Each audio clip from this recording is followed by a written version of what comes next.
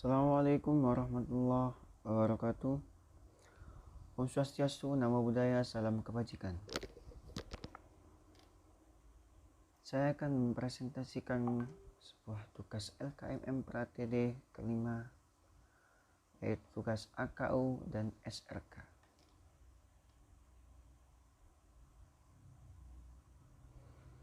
Sebelumnya perkenalkan, nama saya Muhammad Hani Romzi dengan NRP 2039211075 dari Departemen Teknik Mesin Industri Angkatan 2021. Sebelumnya saya akan menjelaskan sedikit tentang pengertian AKU dan SRK. AKU hanya merupakan ambisi, yaitu keinginan yang besar untuk menjadi atau menganggapi sesuatu. K yaitu kenyataan, faktor-faktor yang mempengaruhi peluang keberhasilan dalam mencapai sebuah ambisi. U adalah usaha, kegiatan yang dilakukan untuk mencapai sebuah ambisi. SRK, S-nya adalah sasaran, yang berarti sesuatu yang ingin dituju atau dicapai baik secara individu maupun bersama. R-nya yaitu resiko. Resiko kemungkinan untuk bertemu dengan sebuah bahaya atau sesuatu yang tidak kita inginkan. K-nya yaitu konsekuensi, hasil yang kita dapatkan setelah melakukan sebuah perbuatan di waktu yang lampau. Yaitu konsekuensi baik ataupun konsekuensi buruk. Kalau bisa baik.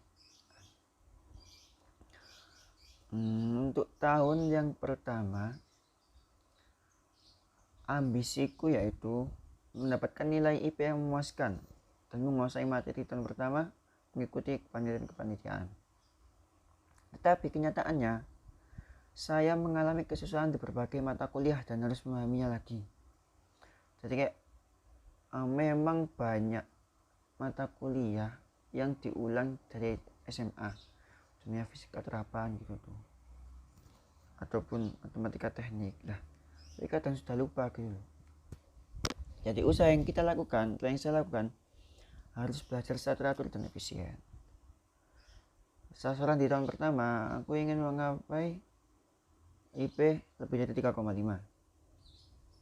Resikonya ialah waktu bermain saya atau waktu nongkrong, waktu ngopi, waktu istirahat itu akan terpotong dan kurang. Konsekuensinya, saya akan dapat membanggakan orang terdekat saya, sepertinya orang tua gitu. Karena itu merupakan apresiasi. Ketika kita mendapatkan nilai yang baik, yang bagus, itu akan mengapresiasi orang terdekat kita. Untuk tahun kedua, ambisiku tahun kedua yaitu aktif berorganisasi, mengikuti kepanitiaan event, kepanitiaan event, dan memperluas relasi. Tetapi kenyataannya, saya telah mengikuti beberapa organisasi dan kepanitiaan, tetapi masih belum bergabung di BEM-ITS. Karena BEM-ITS itu mulai semester 2, ya, tahun kedua.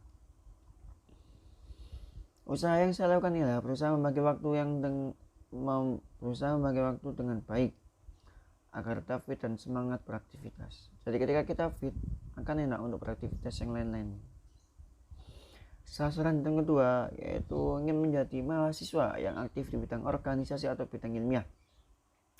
Resikonya sama seperti yang kayak tadi, waktu nongkrong, waktu ngopi, macam-macam.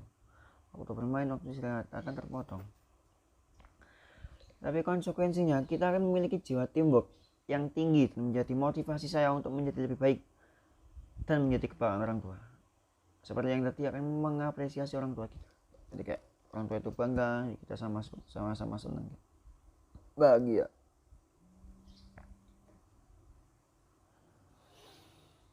Untuk tahun ketiga, saya ingin berambisi untuk mendapatkan IP 3,5 serta berprestasi di bidang non-akademik, mengasah skill dan masih tetap menguasai kepanitiaan. Karena ketika di tahun ke tahun itu IP kalau bisa standar ataupun meningkat,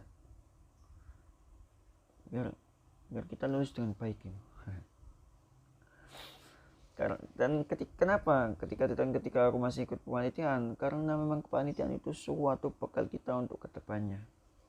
Jadi eman kalau nggak ikut, sayang. Tapi kenyataannya saya selalu kurang menonjol di bidang akademik lain.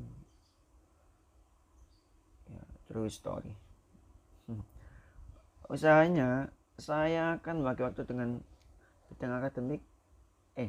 Saya akan berusaha membagi waktu saya akademik dan non akademik itu menjadi yang disiplin. Jadi ketika kita disiplin akan mengasah skill kita di saat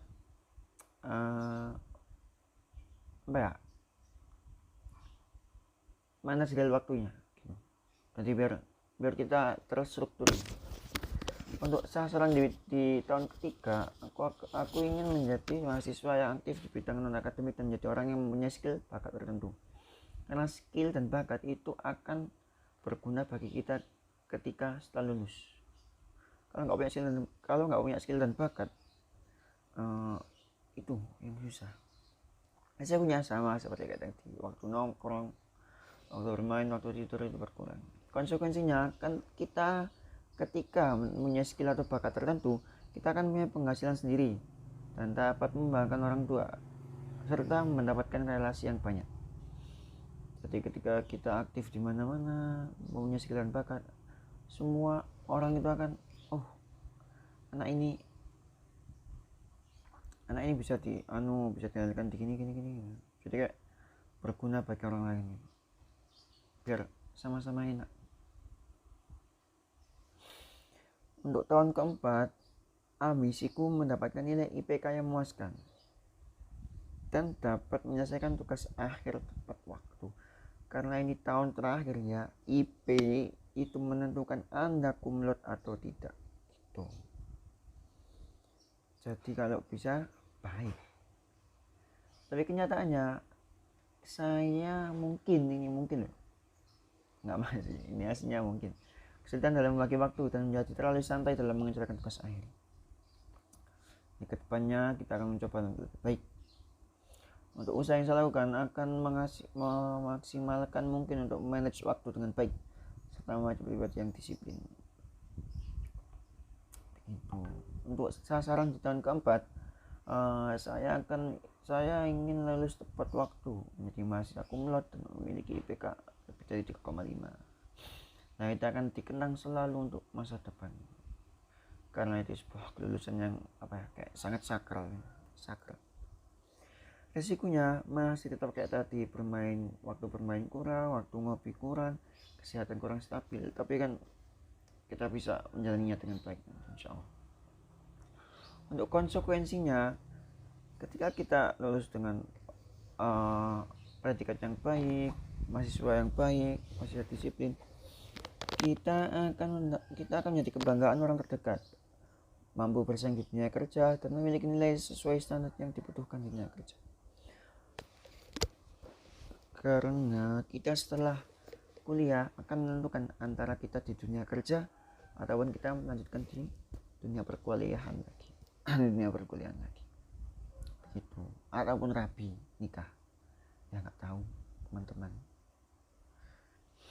Ya mungkin itu saja dari kami, mungkin itu saja dari saya, merupakan sebuah penugasan AKUSRK dari LKMM Pratiti dengan tema Pandawa. Terima kasih, semoga hari esok lebih baik. Sebelumnya mohon maaf jika ada salah tutur kata yang tidak berkenan. Assalamualaikum warahmatullahi wabarakatuh. Terima kasih.